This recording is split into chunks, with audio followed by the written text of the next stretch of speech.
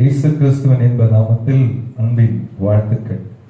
இன்றைக்கும் அவருடைய வார்த்தையை கேட்க போகிற அருமையான தேவ பிள்ளைகளே, இன்றைக்கும் நம் வாழ்க்கையில நம்முடைய ஒரு முடிவு பெற்று போகிற ஒரு வாழ்க்கையில அதற்கு ஏதாகிலும் ஒரு துவக்கம் இருக்கிறதா, அல்லது ஏதாகிலும் ஒரு பரிகாரம் இருக்கிறதா, ஏதாகிலும் ஒரு தீர்வு இருக்கிறதா என்று நம் வாழ்க்கையில் அநேக நேரங்களில் பல கேள்விகள் நம் வாழ்க்கையில வருகிறது உண்டு. ஆனால் முடிவு பெற போகிற நேரத்தில், முற்றுப்புள்ளி வைக்கப்படுகிற ஒரு நேரத்தில் ஆண்டவர் ஒரு பெரிய ஒரு ஆசீர்வாதத்தை, துவக்கத்தை வைக்கிறார். இன்றைக்கு ஒரு சில நபர் வாழ்க்கையில ஆண்டவர் தன்னுடைய துவக்கத்தை வைத்ததைத்தான் இன்றைக்கு நாம் கர்த்தருடைய வார்த்தையாக இன்றைக்கு நாம் கேட்க போகிறோம். எனக்கு அன்பானவர்களே, 2 நாளாகமம் 32வது அதிகாரம் 23 வசனத்தை நாம் வாசிக்க கேட்க போகிறோம். 2 நாளாகமம் 32 அதிகாரம் 23வது வசனம். அநேகம் பேர் கர்த்தருக்கென்று எருசலேமுக்கு காணிக்கைகளையும் யூதாவின் ராஜாவாகிய எசேக்கியாவுக்கு உச்சிதங்களையும் கொண்டு வந்தார்கள்.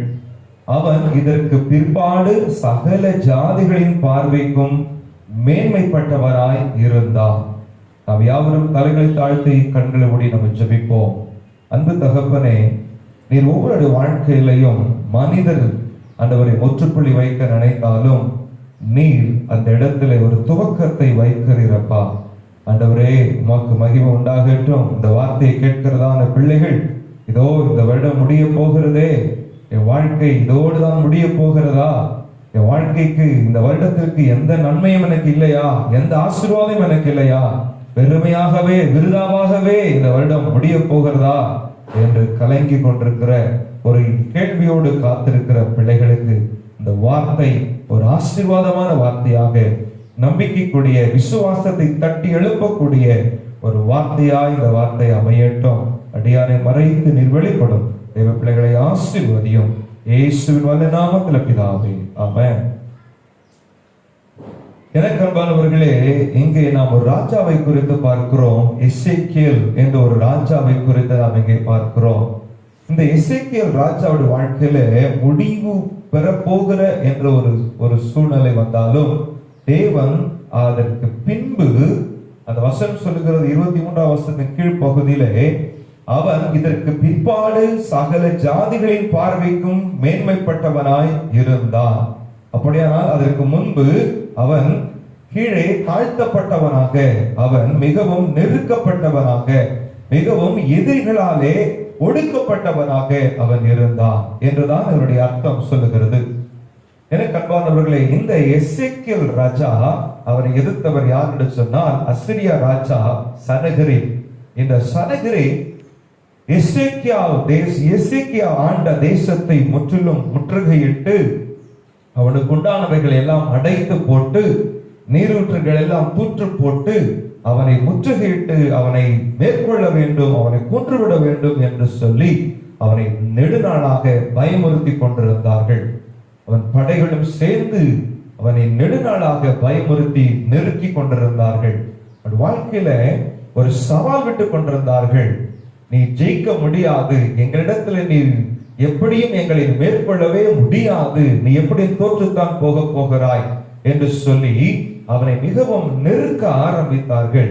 இவர் எத்தனையோ வார்த்தைகளை தன்னுடைய படை மக்களுக்காக, போர் வீரர்களுக்கு சொல்லி உற்சாகப்படுத்தினாலும், ஆனால் அங்கே சனகரிப்புடைய படை தளபதிகளும் இராணுவமும் இங்கே மிகவும் ஒரு வெற்றிக்கு எதிர்மறையான சூழ்நிலை, மிகவும் நெருக்கமான சூழ்நிலையை உருவாக்கி கொண்டு வந்தார்கள். கடைசியாக இங்கே நாம் பார்க்கிற பொழுது அங்கே எசேக்கியேல் ராஜா கர்த்தரிடத்தை நோக்கி முறையிடுகிறதை பார்க்கிறோம். நம்பிக்கையற்ற ஒரு சூழல் அங்கே காணப்படுகிறது. அங்க 20 வசனத்தை நீங்க பார்க்கிற பொழுது, நாம் இது நிமித்தம் ராஜாவாகிய எசேக்கியாவும் ஆமோத்தின் குமாரனாகிய ஏசாயா தீர்க்கதரிசியும் பிரார்த்தித்து வானத்தை நோக்கி அபயமிட்டார்கள். எனக்கு அன்பானவர்களே, இந்த வருடம் நாம் இதுவரை சந்தித்திராத ஒரு பிரச்சனையை நாம் சந்தித்து கடந்து வந்திருக்கிறோம். இது நிமித்தம் இன்னும் இதிலிருந்து மீள முடியாமல் இன்னும் இதனுடைய ஆபத்துகள், இதனுடைய நம்முடைய வாழ்க்கையில இதன் நிமித்தம் வருகிற பக்க விளைவுகள், இதன் நிமித்தம் ஏற்பட்ட விளைவுகளை நாம் இன்னும் மேலே வர முடியாமல், அதிலிருந்து மீள முடியாமல் இன்றைக்கும் அநேகர் நாம் கஷ்டப்பட்டு கொண்டிருக்கிறோம். இன்னும் வாடகை பிரச்சனை தீரவில்லை. ஏற்கனவே பெண்டிங் வைத்த வாடகை பிரச்சனை, பெண்டிங் வைத்த வட்டி, இஎம்ஐ, இன்ட்ரெஸ்ட், இதெல்லாம் அநேக குடும்பங்கள்ல இன்னும் சிலருக்கு வேலை உறுதியாக இல்லை, இன்னும் சிலருக்கு வருமானம் குறைபாடு உண்டு, இன்னும் சிலருக்கு வியாதியின் பிரச்சனை, இன்னும் சிலருக்கு இந்த வியாதியின் உக்கிரகங்கள் தனிந்த பாடு இல்லை என்று சொல்லி இன்னும் வாழ்க்கையில ஒரு முழுமையான ஒரு விடுதலைக்குள்ளாக ஒரு சகஜ நிலைக்கு திரும்பாத ஒரு சூழல் தான் இன்னைக்கு அநேக வாழ்க்கையில இன்றைக்கு இருந்து கொண்டிருக்கிறது. ஆனால் இது நிமித்தமாக இங்கே எசேக்கியேல் வாழ்க்கையில மீள முடியாத ஒரு நெருக்கத்தில் இருக்கிறார். வாழ்க்கை முடிவடைய போகிறது, இத்தோடு அவ்வளவுதான் நம்முடைய காரியம் முடிந்துவிட போகிறது என்று எசேக்கியா நினைத்துக் கொண்டிருக்கிற இந்த தருணத்திலே தான் அந்த 32ஆம் அதிகாரத்தில் 2 நாளாகமம் 32:20 சொல்லப்பட்டிருக்கிறது. இது நிமித்தம் ராஜாவாகிய எசேக்கியாவும் ஆமோசின் குமாரனாகிய ஏசாயா தீர்க்கதரிசியும் பிரார்த்தித்து வானத்தை நோக்கி என்ன செய்தார்களாம்? அபயம் விட்டார்கள் எழுதியிருக்கிறது. எனக்கு அன்பானவர்களே, இந்த வருடம் இப்படியே முடிந்து விட போகிறதா? இந்த வருடம் இதே கஷ்டம், இதே கடன் பிரச்சனை, இதே போராட்டத்தோடு தான் இந்த வருடம் முடிய போகிறதா என்று நீங்கள் ஒரு கேள்வி உங்க மனதில் எழுமானால், நீங்கள் செய்ய வேண்டிய ஒரே ஒரு காரியம், வானத்தை நோக்கி நீங்கள் அபயம் விட வேண்டும். நீங்களும் நானும், நீங்கள் யாரா இருந்தாலும் சரி, இந்த வார்த்தையை கேட்டுக்கொண்டிருக்கிற அன்பு தகப்பனே, நீங்க எந்த இடத்துல இருந்தாலும், எந்த சூழ்நிலையில இருந்து இந்த வார்த்தையை கேட்டுக்கொண்டிருந்தாலும் ஒன்றை நீங்கள் செய்த வேண்டும், நீங்களும் நானும் கர்த்தரை நோக்கி அபயம் விட வேண்டும். இந்த வார்த்தைக்கு பிறகுதான், இப்படி ஒரு ஜெபத்திற்கு பிறகுதான், இப்படி ஒரு அபயம் விட்டதற்கு பிறகுதான் எசேக்கியா ராஜாவோட வாழ்க்கையில ஒரு பெரிய திருப்பு முனை ஏற்பட்டதை நாம் இங்கே பார்க்கிறோம். 22ஆம் வசனம் சொல்லுகிறது. 21ஆம் வசனத்தில் பார்க்கிற பொழுது, அவனை எதிர்த்தவர்கள், அவனை எதிர்த்த அந்த சனகரிப் ராஜா நிலைமையை கர்த்தர் அழித்து போட்டார். அப்பொழுது கர்த்தர் ஒரு தூதனை அனுப்பினார். அசிரிய ராஜாவின் பாளையத்தில் உள்ள பராக்கிரமசாலிகளையும் தலைவரையும் சேனாபதியை அதம் பண்ணினார். அப்படியே சனகரிப் செத்த முகமாய் தன் தேசத்துக்கு திரும்பி போனான். எசேக்கியாவை எவ்வளவாக நெருக்கினானோ, ஆனால் எசேக்கியா ஜெபித்த உடனே, கர்த்தரை நோக்கி அபயமிட்ட உடனே சனகரிப்பின் முகம் செத்த முகமாக அவன் திரும்பி போனான். 22ஆம் வசனம் சொல்லுகிறது, இப்படி கர்த்தர் எசேக்கியாவையும் எருசலேமின் குடிகளையும் அசிரியருடைய ராஜாவாகிய சனகரிப்பின் கைக்கும் மற்ற எல்லாருடைய கைக்கும் நீங்களாக்கி ரட்சித்து அவர்களை சுற்றுப்புறத்தாருக்கு விலக்கி ஆதரித்து நடத்தினார். ஆமென், ஹல்லேலூயா. முற்று முடிய போகிறது, முற்று முடிய வாழ்க்கை முடிய போகிறது. அவனும் அவன் தேசத்து குடிகளும், அங்கே எருசலேம் குடிகளும் முற்றும் முடிய போகிறார்கள் என்ற நிலைமையிலே கர்த்தர் ஒரு மாற்றத்தை அங்கே வைக்கிறார்.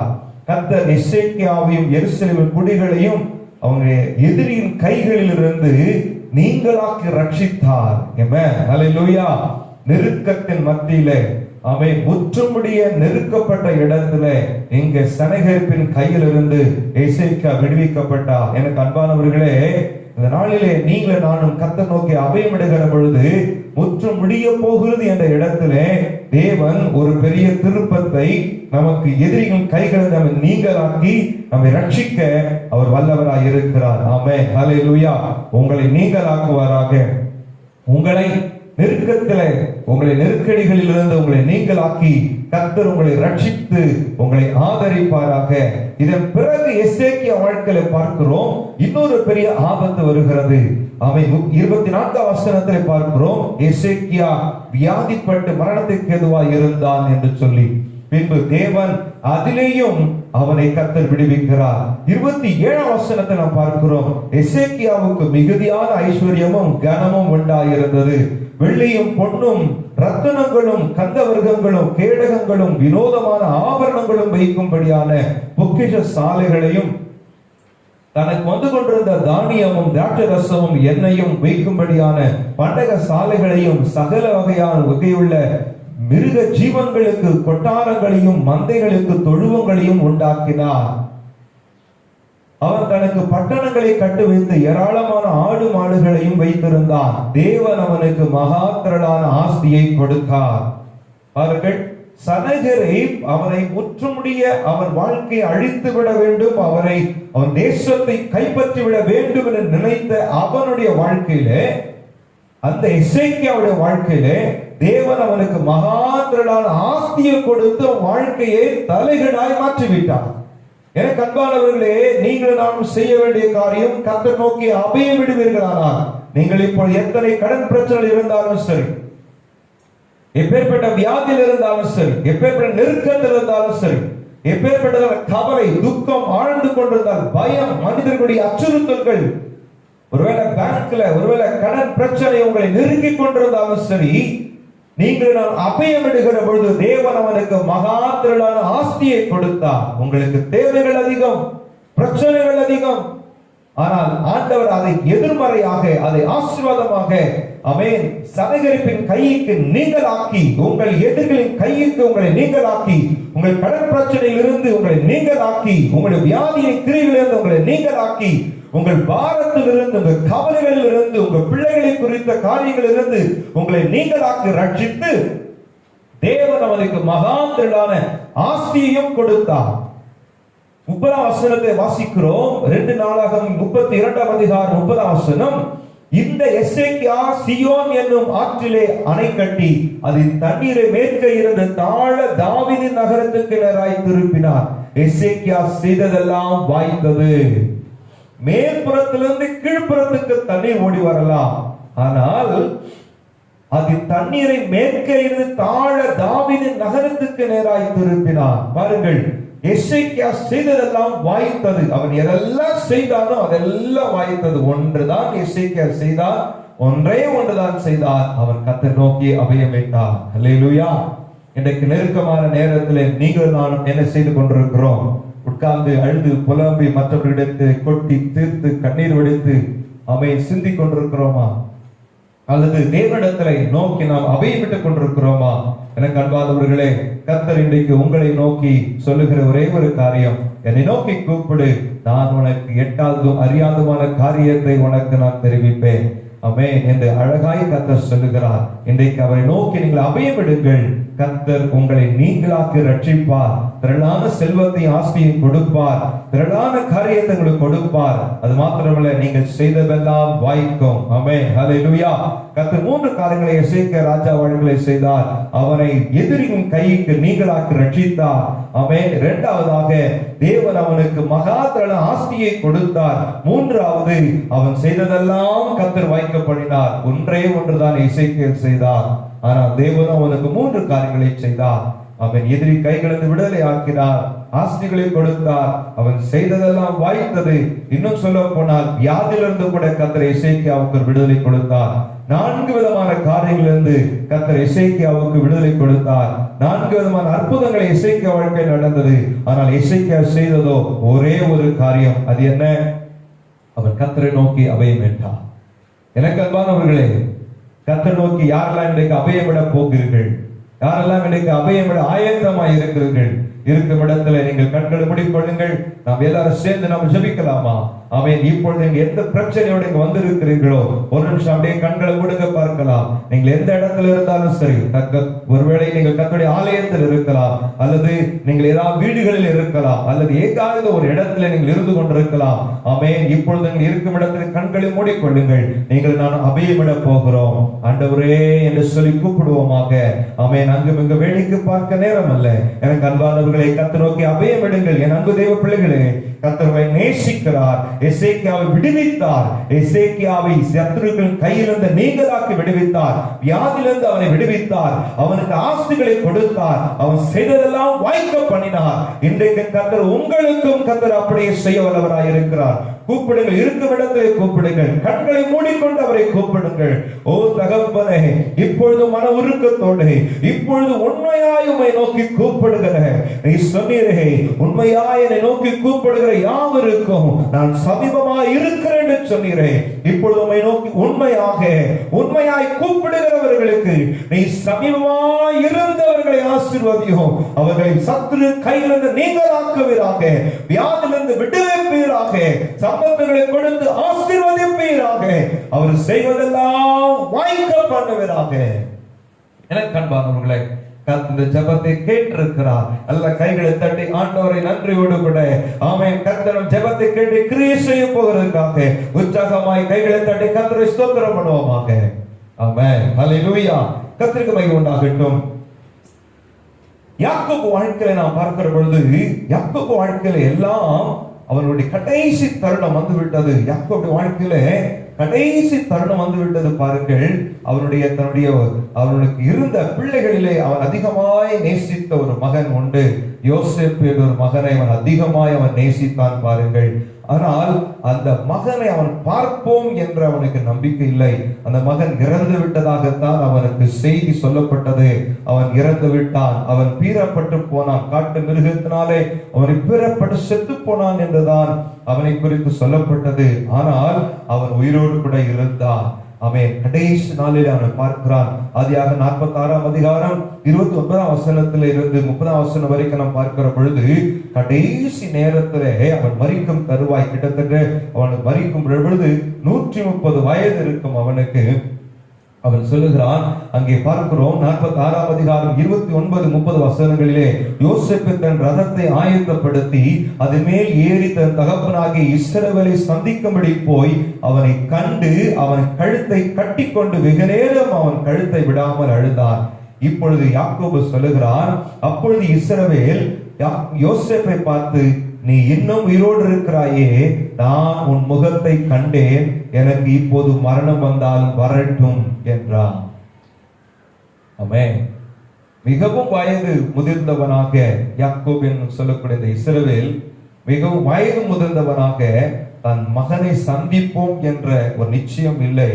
மகன் மறிந்ததாகவே அவன் எண்ணிக்கொண்டிருந்தான். அவன் தன் மகனை இனி பார்க்க மாட்டோம், மகனை பார்க்க முடியாது என்ற மனநிலையிலே மிகவும் உறுதியாக இருந்தான். ஆனால் கடைசியிலே பாருங்கள், அவன் வாழ்க்கையில அவன் தன் மகனை சந்திக்கிற ஒரு பாக்கியம், நம்ப முடியாத ஒரு காரியம் அவன் வாழ்க்கையில் நடந்தேறி இருக்கிறது. எனக்கு அன்பானவர்களே, நம் வாழ்க்கை இவ்வளவுதான் என்று நீங்கள் தீர்மானித்து விட்டீர்கள். உங்கள் வாழ்க்கையினுடைய எல்லை முடிந்து விட்டது, இதுதான் என்னுடைய வாழ்க்கை, என்னுடைய இளம் வயது, என் இளம் வயது வாழ்க்கை முடிந்து விட்டது என்று உங்கள் வாழ்க்கைக்கு முற்றுப்புள்ளி வந்தாகிவிட்டது. இனி என் வாழ்க்கையில சந்தோஷங்கள் இல்லை, இனிய வாழ்க்கையில சந்தோஷம் களிப்பு இல்லை என்று சொல்லி உங்க வாழ்க்கைக்கு ஒரு முடிவுக்கு வந்து விட்டீர்கள். ஆனால் யாக்கோபு வாழ்க்கையில செய்த ஆண்டவர் இன்றைக்கு உங்க வாழ்க்கையில கூட உங்க சந்தோஷத்துக்கு ஒரு துவக்கத்தை கத்து வைக்கிறார். ஆமென். அல்லேலூயா. முடிவுக்கு வந்துவிட்ட உறவு, யோசேப்பு மரித்து விட்டான் என்று சிறு வயதிலேயே 17 வயதிலே சொல்லப்பட்ட காரியம்.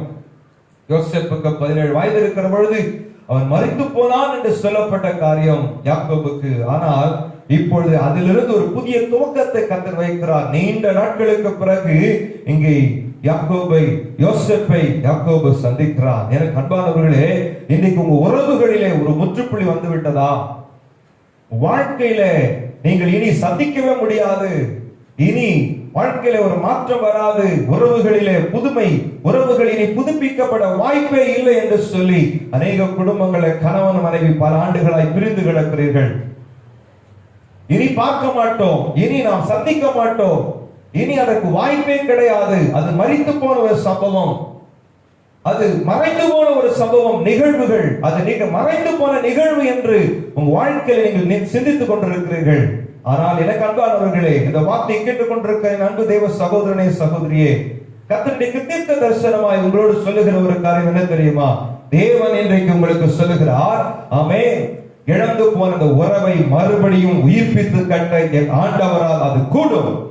விசுவாசித்தால் கரங்களை தட்டி ஆண்டவரை நீங்கள் மகிமைப்படுத்தலாம். ஆமென். முறிந்து போன, மறைந்து போன உறவு, எஸ், இழந்து போன உறவு. இஸ்ரவேலை யாக்கோபை பொறுத்த வரைக்கும் யோசேப்பு மறைந்து போன, இழந்து போன உறவு. ஆனால் மீண்டும் கர்த்தர் சந்திக்க வைத்தார். யாக்கோபுக்கு பெரிய சந்தோஷம், இப்ப எனக்கு மரணம் வந்தாலும் பரவாயில்லை, மரணமே வந்தாலும் பரவாயில்லை என்று சொல்லக்கூடிய அளவுக்கு வாழ்க்கையில கர்த்தர் அற்புதத்தை செய்தார். இன்றைக்கும் உங்க வாழ்க்கையில் அப்படிப்பட்டதான ஒரு அற்புதத்தை செய்ய போகிறார். அது இந்த வருட முடிவுக்குள்ளாகவே அது ஒருவேளை அது நடக்கலாம். எனக்கு அன்பானவர்களை, விசுவாசியுங்கள். விசுவாசித்தால் ஆமென் என்று சொல்லுங்கள். மறைந்து போன உறவு, எஸ், மறைந்து போன உறவு, முடிவுக்கு வந்த உறவு, தகப்பனுக்கும் மகனுக்கும் இருந்த உறவு அது மறைந்து போனது, அது முடிவுக்கு வந்த உறவு. ஆனால் தேவன் அங்கே சந்திக்கும்படி அங்கே ஒரு துவக்கத்தை கர்த்தர் வைக்கிறார். இன்றைக்கும் இந்த செய்தியை கேட்டுக்கொண்டிருக்கிற என் அன்பு தகப்பனே, அன்பு சகோதரனே, சகோதரியே, அன்பு தாய்மார்களே, மறைந்து போன முடிவுக்கு வந்த உறவை கர்த்தர் உங்கள் வாழ்க்கையிலே துவக்குகிறார். கர்த்தரே அதை உங்கள் வாழ்க்கையிலே செய்கிறார். நீங்கள் ஆசீர்வதிக்கப்பட்டு மகிழ்ந்து களி கூர்ந்தும்படி உங்கள் இருதயம் பூரிப்பு அடையும்படி கர்த்தர் வாழ்க்கையிலே செய்ய போகிறார். அடுத்ததாக நாம் ஒரு மனித வாழ்க்கையிலே பார்க்கிறோம். யோபு என்ற ஒரு மனித வாழ்க்கையில் நாம் பார்க்கிறோம். யோபுடைய வாழ்க்கையிலே நாம் பார்க்கிற பொழுது 2ஆம் அதிகாரத்தில், யோபு புத்தகத்தில் நாம் பார்க்கிற பொழுது 2ஆம் அதிகாரத்தில் 7-8 வசனங்கள் நாம் பார்க்கிறோம். யோபு வாழ்க்கையிலே யோபு 2ஆம் அதிகாரம் 7-8. அப்பொழுது சாத்தான் கர்த்தருடைய சன்னதியை விட்டு புறப்பட்டு யோபின் உள்ளங்கால் தொடங்கி அவன் உச்சந்தலை மட்டும் கொடிய பற்களாலே அவனை வாதித்தான். அவன் ஒரு ஓட்டை எடுத்து தன்னை சுரண்டி கொண்டு சாம்பலிலே உட்கார்ந்தான். ஒரு வியாதி பிடித்தவன், மிக கொடூரமான வியாதி பிடித்தவராக, மெலிந்தவனாக, உடல் எல்லாம் பொருட்கள் நிறைந்தவனாக, முடியில்லாதவனாக, மிகவும் ஒரு ஆபத்தான, பார்ப்பதற்கே ஒரு விகாரமான ஒரு வேற்று கிரகவாசி போல அங்கே மற்றவர்களுக்கு அவன் அங்கே தோற்றம் அளித்திருக்க வேண்டும். என்னுடைய கணிப்பின்படி பார்க்கிற பொழுது, ஏனென்றால் அவன் சமயோகமாய் வாழ்ந்தவன், ஆடம்பரமாய் வாழ்ந்தவன், தன் கால்கள் நெய்யினால் கழுவினான் என்று அவரே சொல்லுகிறான். அவ்வளவு ஒரு சம்பயோகமாய், ஆசீர்வாதமாய், வசதி நிறைந்தவனாய் வாழ்ந்தவன் இங்கே ரெட்டுடுத்திக் கொண்டு சாம்பலிலே புரண்டு இங்கு ஒரு வேற்று கிரகவாசி போல அவன் இங்கே காணப்பட்டிருக்க வேண்டும். எனக்கு அன்பானவர்களே, அவனை குறித்து இன்னொரு வசனம் சொல்லுகிறது. யோபு 2ஆம் அதிகாரம் 17, 12ஆம் வசனம், 13ஆம் வசனம். அவர்கள் தூரத்தில் வருகையில் தங்கள் கண்களை ஏறெடுத்து பார்த்தபோது அவனை உரு தெரியாமல் சத்தமிட்டு அழுது அவரவர் தங்கள் சாவியை கிழித்து வானத்தை பார்த்து தங்கள் தலைமேல் புழுதியை தூற்றிக் கொண்டு வந்து அவன் துக்கம் மகா கொடிய துக்கம் என்று கண்டு ஒருவரும் அவனோடு ஒரு வார்த்தையும் பேசாமல் இரவும் பகல் 7 நாள் அவனோடு கூட தரையிலே உட்கார்ந்து இருந்தார்கள். உரு தெரியாமல், எஸ், இன்றைக்கு உரு தெரியாமல் அவருடைய உருவமே மாறிவிட்டது. ஒருவேளை கொடிய வியாதியினாலே உங்கள் சரீரம் உரு தெரியாமல் போய்விட்டதோ? நல்ல பலசாலியா இருந்தீர்கள், கைகள்ல பலம், கால்கள்ல பலம், சரீரம் முழுவதும் பலம் இருந்தீர்கள், கண்கள்ல பார்வை தெளிவு இருந்தது, காதுகள்ல நல்ல செவி திறன் இருந்தது, நல்ல மூளை, வேகமாய் செயல்படக்கூடிய மூளை இருந்தது, எல்லா செயல்பட உறுப்புகளும் நல்ல செயல்பாட்டோடு இருந்த உங்கள் அவயங்கள் இன்றைக்கு முற்றிலுமாக அவயங்கள் பாதிக்கப்பட்டு, உங்களுடைய செல்கள் எல்லாம் பாதிக்கப்பட்டு நீங்கள் ஒரு கொடூரமான வியாதியில் அகப்பட்டிருக்கலாம். எனக்கு அன்பானவர்களே, உரு தெரியாமல் போன யோபுவை தான் நாம் 42ஆம் அதிகாரத்தை பார்க்கிறோம். உரு தெரியாமல் போன யோபுவோட வாழ்க்கை தான் 42ஆம் அதிகாரம் 16ஆம் வசனம் சொல்கிறது. இதற்கு பின்பு யோபு 140 வருடம் உயிரோடு இருந்து 4 தலைமுறையாக தன் பிள்ளைகளையும் தன் பிள்ளைகளுடைய பிள்ளைகளையும் கண்டான். யோபு நெடுநாள் இருந்து பூரண வாய்வுள்ளவனாய் மரித்தான். உரு தெரியாமல் வியாதி பிடித்தவனாக. ஆண்டவருக்கு மகிமையுண்டாகட்டும். யோபுவின் வாழ்க்கையை மாற்றினவர் இன்றைக்கு இந்த வார்த்தையை கேட்டுக் கொண்டிருக்கிற என் அன்பு சகோதரனே, தாய்மார்களே, ஒருவேளை வியாதி நிமித்தம் நீங்கள் உருகுலைந்து போய், பயந்து போய், ஒருவேளை நீங்கள் நடுக்கத்தோடு இந்த செய்தியை கேட்டுக் கொண்டிருக்கலாம். அவ்வளவுதான், என் காலம் சீக்கிரம் முடிய போகிறது, அவ்வளவுதான், என் கால்கள் பலம் இழந்து போக போகிறது, என் கால்கள் செயலிழந்து போக போகிறது, என் கண்கள் மங்கலாகி அவ்வளவுதான், என் பலம், என் சரீர பலம் குன்றி போய்விட போகிறது என்று நீங்கள் ஒரு அவிசுவாசத்தோடு, ஒருவேளை சாத்தான் உங்களை அந்த அவிசுவாச சிந்தைக்குள்ளே உங்களை கொண்டு அடைத்து வைத்திருக்கலாம். ஆண்டவராக இயேசு நாமத்தினாலே இன்றைக்கு அந்த சிந்தை விட்டு கர்த்தர் உங்களை விடுதலையாக்குவாராக. யோபு நெடுநாள் உயிரோடு இருந்து, ஆமென், ஹல்லேலூயா, நெடுநாள் உயிரோடு இருந்து பூரண வயதுள்ளவனாய் மரித்தான். அங்கே பார்க்கிறோம் உரு தெரியாதவனாய் இருந்தான். இங்கே பார்க்கிறோம் நெடுநாள் இருந்து பூரண வயதுள்ளவனாய் மரித்தான். என கண்பானவர்களே, வியாதியோடு கூட மரண படுக்கையில வியாதி படுக்கையில் இருக்கிற என் அன்பு தகப்பன்மார்களே, தாய்மார்களே, அன்பு சகோதர சகோதரிகளே, கர்த்தர் இன்றைக்கு ஒருவேளை உங்களுடைய உரு தெரியாமல் உங்களுடைய சரீரம் விபத்தினாலே வியாதினாலே நீங்கள் இருக்கலாம். ஆனால் கர்த்தர் சொல்லுகிறார், நீங்கள் நெடுநாள் இருந்து பூரண வயதுள்ளவர்களாக இருப்பீர்களாக. இயேசு நாமத்தினாலே நான் உங்களை வாழ்த்துகிறேன். கர்த்தர் நெடுநாள் நீங்கள் வாழ்ந்திருப்பீர்கள், பூரண வயதுள்ளவர்களாக இருப்பீர்கள். விசுவாசித்தால் இருக்கும் இடத்திலே நன்றாய் கரங்களை தட்டி கர்த்தருக்கு ஆமென் என்று சொல்லி ஆண்டவரை மையப்படுத்துங்கள் பார்க்கலாம். ஆமென், ஹல்லேலூயா. கர்த்தருக்கு ஸ்தோத்திரம். இன்னொரு மனிதனை குறித்து நாம் வேதத்தை பார்க்கிறோம். யோசுவா என்ற ஒரு மனிதனை குறித்து நாம் வேதத்தை பார்ப்போமே ஆனால் அங்கே சொல்லப்பட்டிருக்கிறது, யோசுவாவின் புத்தகத்தில் 13ஆம் அதிகாரம் 1வது வசனம். எனக்கு அடிக்கடி நான் தியானிக்கிற, மிக விரும்பி படிக்கிற ஒரு வேத வசனம்.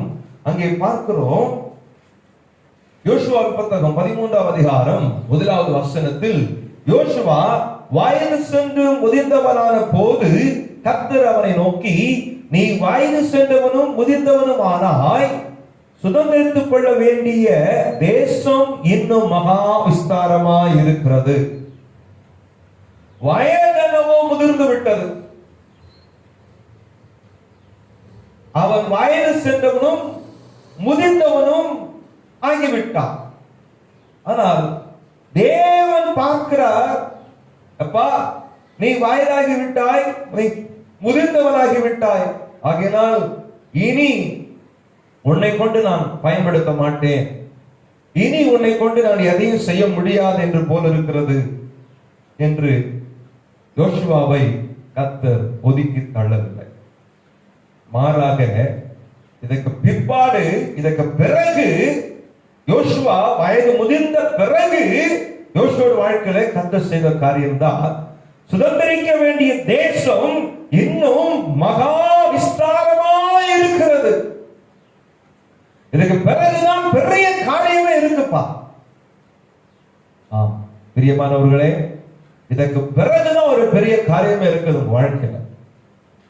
அவன் விசுவாசிக்கிறீங்களா? இதற்கு பிறகுதான். இந்த தேதியை நோட் பண்ணி வைத்துக் கொள்ளுங்கள், குறித்து வைத்துக் கொள்ளுங்கள்.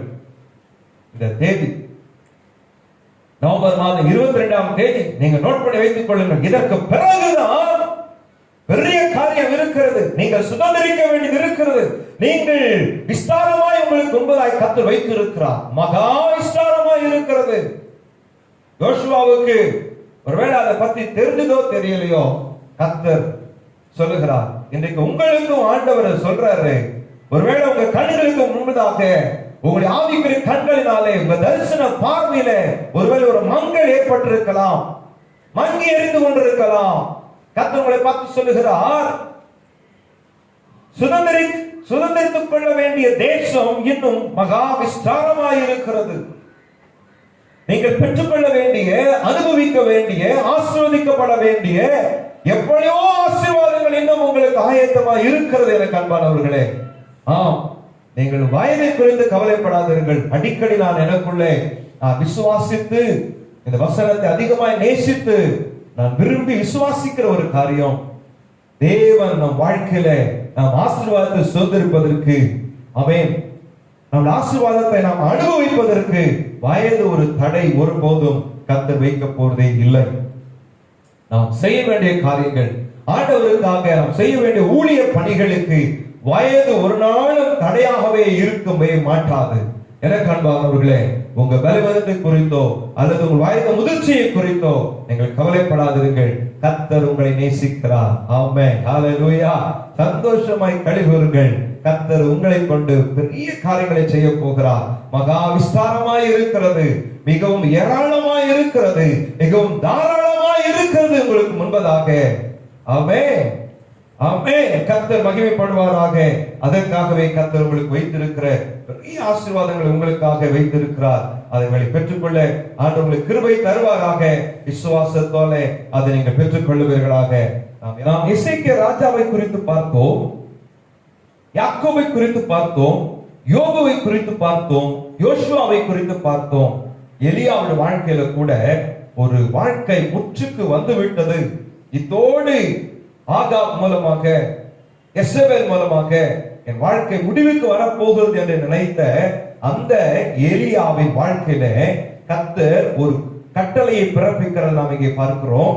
1 ராஜாக்கள் 19 அதிகாரம் 17 வசனம் சம்பவிப்பதாவது, ஆசேகேலின் பட்டயத்திற்கு தப்பினவனை யெகூ கொன்று போடுவான், யெகூவின் பட்டயத்துக்கு தப்பினவனை எலிசா கொன்று போடுவான் என்று ஒரு பெரிய திட்டத்தை இங்கே எலியாவின் கரங்களிலே தேவன் கொடுக்கிறார். ஆமே, நீ நீ நீ மரித்து போக வேண்டியது இப்பொழுது என்னுடைய சித்தம் அல்ல.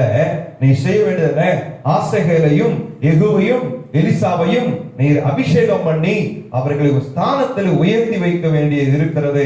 உனக்கு அடுத்ததாக எலிசாவை உருவாக்க வேண்டும். அதற்கு முன்பதாக என்னுடைய திட்டத்தை நிறைவேற்றுவதற்கு நீ ஆசேகேலை நீ அசிரியா தேசத்துல, நீ சீரியா தேசத்துல ராஜாவாக்க வேண்டும். யெகூவை நீ ராஜாவாக்க வேண்டும். இஸ்ரவேல் தேசத்துல யெகூவை ராஜாவாக்கி இவர்கள் எல்லாரையும் வைத்து நான் செய்ய வேண்டிய திட்டத்தை நிறைவேற்றுவதற்கு இவர்கள் எல்லாரையும் நீர் அபிஷேகம் பண்ண வேண்டும். ஒரு பெரிய திட்டத்தை வைத்திருக்கிறார். இவனோ நான் எசபேல் மூலமாக நான் மரித்து போய் விடுவேன் என்ற பயத்தோடு கலக்கத்தோடு இருக்கிறார். இன்றைக்கும் மனிதனுடைய பயத்துக்கும் மனிதனுடைய அச்சுறுத்தலுக்கும் பயந்து கொண்டு இந்த வார்த்தையை கேட்டுக்கொண்டிருப்பீர்களே, ஆனால் கர்த்தர் இன்றைக்கு சொல்லுகிறார், மனிதர்களுக்கு பயந்து இருக்க வேண்டிய அவசியம் இல்லை. அதற்கு மாறாக இன்னும் தேவன் உங்களை கொண்டு என்னென்ன சித்தத்தை என்னென்ன திட்டத்தை நிறைவேற்ற இருக்கிறார் என்பதை நீங்கள் அறிந்து புரிந்து கொள்ளுங்கள். இதற்கு பிறகுதான் இன்னும் ஏராளமான காரியங்கள் உங்களுக்காக வைக்கப்பட்டிருக்கிறது.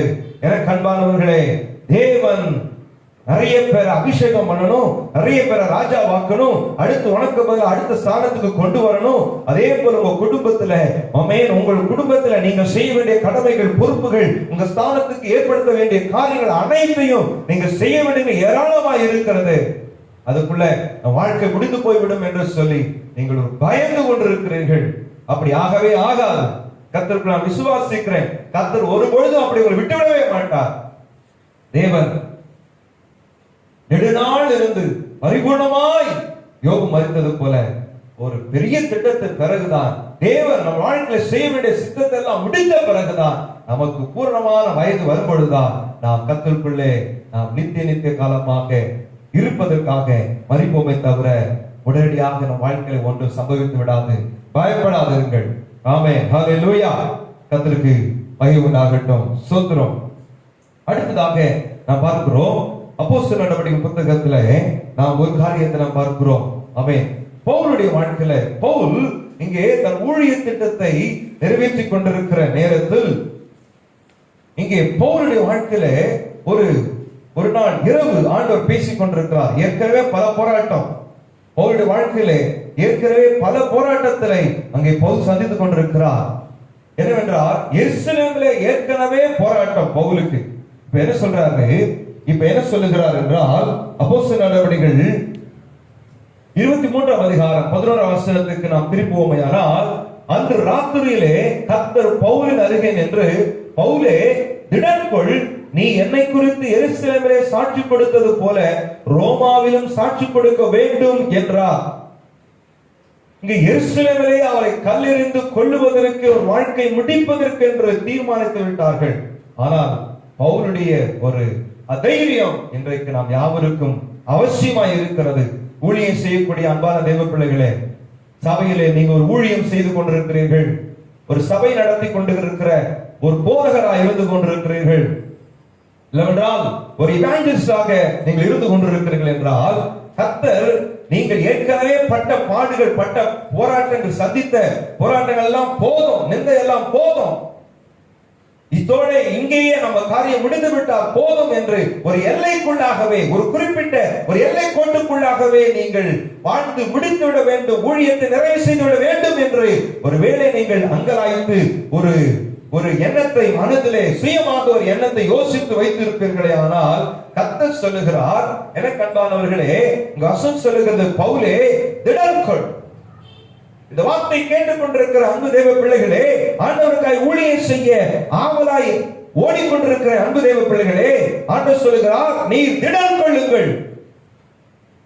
என்னை குறித்து எருசலேமிலே சாட்சி கொடுத்தது போல நீங்கள் ஒரு குறிப்பிட்ட எல்லையிலே ஆண்டவருக்காக ஊழியத்தை செய்து சுவிசேஷத்தை அறிவித்து ஆத்துமதாயம் செய்து கொண்டிருக்கிறது போல ரோமாவிலும் நீங்கள் அடுத்த இடத்திலேயும் பல இடங்களிலேயும் நீங்கள் ஆண்டவருடைய ராஜ்யத்தை கட்டி எழுப்ப வேண்டும். தீர்மானம் எடுங்கள். 2021 ஆண்டு நமக்கு நெருங்கி வந்து விட்டது. நாம் ஒரு குறிப்பிட்ட ஒரு எல்லைக்குள்ளாகவே நாம் ஊழியத்தை செய்து கொண்டு ஒரு குறிப்பிட்ட திட்டத்தை மாத்திரமே செய்ததையே திரும்ப திரும்ப செய்து கொண்டே இராமல் இன்னும் மேலாக இன்னும் புதிய காரியத்தை செய்வதற்கு ஆண்டவர் இப்பொழுதிருந்தே ஜெபம் பண்ணி ஆயத்தப்படுங்கள். 2021 ஆமென். பவுலுக்கு ஒரு எருசலேமை ஒரு ரோமாபுரிக்கு போனது போல ஆமென், நீங்க இருக்கிற இதே இடத்துல செய்து கொண்டிருக்கிற இதே ஊழியத்தை மாத்திரமல்ல, இன்னும் ஒரு படி மேலாக இன்னும் அடிஷனலாக மேற்கொண்டு இன்னும் ஒரு புதிய காரியத்தை ஊழியத்தை ஆண்டவருக்காக செய்யும்படி நீங்கள் ஆயத்தமாகுங்கள். ஜெபம் பண்ணிக் கொண்டிருங்கள். கர்த்தர் உங்களை அதற்காக ஆயத்தப்படுத்துவார். உங்களோடு கர்த்தர் பேசுவாராக. எனக்கு அன்பானவர்களே, கர்த்தருக்கு மகிமை உண்டாகட்டும். ஆமென். அப்போஸ்தலர் நடவடிக்கை 15ஆம் அதிகாரத்துல 17ஆம் வசனத்தை நாம் திருப்பிக் கொள்வோமேயானால் 15ஆம் அதிகாரம் 17ஆம் வசனம், நான் இதற்கு பின்பு திரும்பி வந்து விழுந்து போன தாவீதின் கூடாரத்தை மறுபடியும் எடுப்பித்து அதிலே பழுதாய் போனவைகளை மறுபடியும் சீர்படுத்தி அதை செவையாய் நிறுத்துவேன் என்று இஸ்ரவேலையெல்லாம் செய்கிற இவைகளெல்லாம் செய்கிற கர்த்தர் சொல்லுகிறார் என்று எழுதியிருக்கிறது. மறுபடியும் எடுப்பித்து மறுபடியும் சீர்படுத்தி நிறுத்துவேன், செவையாய் நிறுத்துவேன் என்று சொல்லுகிற ஆண்டவர் இன்றைக்கு உங்கள் மத்தியிலே இருக்கிறார். பயப்படாதிருங்கள். கர்த்தர் உங்களை நடத்த போதுமானவராய் இருக்கிறார். இயேசு கிறிஸ்து கூட தன் மரணத்திற்கு பிறகு இந்த மனு குலத்திற்கு ஒரு முக்கியமான காரியத்தை இந்த பூமியிலே இயேசு கிறிஸ்து செய்திருக்கிறார். ஒரு முடிவுகளே ஒரு துவக்கத்தை கர்த்தர் வைத்திருக்கிறார். அவருடைய மரணத்துக்கு பிறகு இந்த பூமியின் மனு குலத்திற்கு ஒரு ஆசீர்வாதத்தின் துவக்கத்தை வைத்துவிட்டு போயிருக்கிறார். எபிரேயர் புத்தகம் 2ஆம் அதிகாரம் 14ஆம் வசனத்தை வாசிக்கும் பொழுது, ஆதலால் பிள்ளைகள் மாம்சத்தையும் இரத்தத்தையும் உடையவர்களாய் இருக்க அவரும் அவர்களைப் போல மாம்சத்தையும் இரத்தத்தையும் உடையவரானார். மரணத்துக்கு அதிகாரியாகிய பிசாசானவரை தமது மரணத்தினாலே அழிக்கும்படிக்கும் ஜீவகாலமெல்லாம் மரண பயத்தினாலே அடிமைத்தனத்திற்குள்ளானவர்கள் யாவரையும் விடுதலை பண்ணும்படிக்கும் அப்படியானார். இயேசு கிறிஸ்துவினுடைய ஒரு மரணத்துக்கு பிறகு மனித வாழ்க்கையில ஒரு புதிய அத்தியாயத்தை ஒரு புதிய துவக்கத்தை இந்த பூமியிலே மனு குலத்துக்கு கர்த்தர் வைத்திருக்கிறது உண்மை. அப்படியானால் என்ன அர்த்தம்? மனிதன் இந்த பூமியிலே மரித்து அதோடு அவன் வாழ்க்கை முடிந்து போவதல்ல, அவனுக்கு ஒரு நித்திய காலத்தை வைக்கும்படியாக மரணத்துக்கு அதிகார பிசாசானவரை அவர் கொன்று போட்டார். ஆமென். ஹல்லேலூயா. எனக்கு அன்பானவர்களே, இந்த இயேசுவை இன்றைக்கு விசுவாசித்து ஏற்றுக்கொள்வீர்களே ஆனால் ஆமென், நம்முடைய வாழ்க்கைக்கு பிறகு ஆமென், இந்த பூமியில நம்முடைய மரணத்துக்கு பிறகு நமக்கு ஒரு துவக்கம் இருக்கிறது. அந்த துவக்கத்தை கொடுக்கிற இயேசுவை நீங்கள் நம்புவீர்களே ஆனால், ஏற்றுக்கொள்வீர்களே ஆனால், விசுவாசித்து என்னுடைய ஜெபம் செய்வீர்களே ஆனால், ஆண்டவராக இயேசு இன்றைக்கு உங்கள் வாழ்க்கையில் ஒரு துவக்கத்தை கொடுக்க வல்லவராக இருக்கிறார். இருக்கும் இடத்துல எல்லாரும் கண்களை மூடி நம்ம ஜெபிப்போமாக. என் அன்பு தகப்பனே, இப்பொழுது கூட மரண பயத்துல போராடி கொண்டிருக்கிற மக்கள், என் வாழ்க்கையில நான் செய்த பாவத்திற்கு எனக்கு நரகதான் மிஞ்சும் என்று அங்கலாய்த்து கொண்டிருக்கிற அன்பு தேவ பிள்ளைகளுக்காக நான் ஸ்தோத்தரிக்கிறேன், ஜெபிக்கிறேன். கர்த்தர் இன்றைக்கு உன் வாழ்க்கையில் ஒரு விடுதலை கர்த்தர் தருவாராக. உன் வாழ்க்கையில் ஒரு பெரிய மனமாற்றத்தை கர்த்தர் தருவாராக. இயேசுவை சொந்த இரட்சகராக ஆமென். மரணத்தையே ஆண்டவரே, மரணத்துக்கு அதிகாரியான பிசாசானவரையே மரணத்தினாலே அழிக்கும்படி இயேசு சிலுவையிலே மரணத்தை சந்தித்ததினாலே ஒவ்வொரு மனுஷனுக்கும் நித்தியம் உண்டு. ஒவ்வொரு மனுஷனுக்கும் இந்த பூமியிலே மரணத்துக்கு பிறகு ஒரு துவக்கம் இருக்கிறது. ஆண்டவரே, ஆண்டவரே, எசேக்கியா வாழ்க்கையில துவக்கம் இருந்தது. ஆண்டவரே, யாக்கோபு வாழ்க்கையில, யோபு வாழ்க்கையில, ஆண்டவர் யோசுவாவின் வாழ்க்கையில, பவுலுடைய வாழ்க்கையில ஒரு பெரிய துவக்கத்தை கர்த்தர் வைத்தவர் இந்த சத்திய வார்த்தை கேட்கிற ஒவ்வொரு வாழ்க்கையிலையும் ஒரு பெரிய துவக்கத்தை வைப்பீராக. உம்மை ஏற்றுக்கொள்ள உதவி செய்யும் ஆண்டவரே. அவருடைய கடைசி மரணத்துக்கு பிறகு இன்னொரு வாழ்க்கை இருக்கிறது என்பதை, ஒரு துவக்கம் இருக்கிறது என்பதை உணர்ந்து கொள்ள உதவி செய்வீராக. உமக்கே மகிமை உண்டாகட்டும். இயேசு நல்ல நாமத்தில் பிதாவே. ஆமென், ஆமென், ஆமென். Praise the Lord.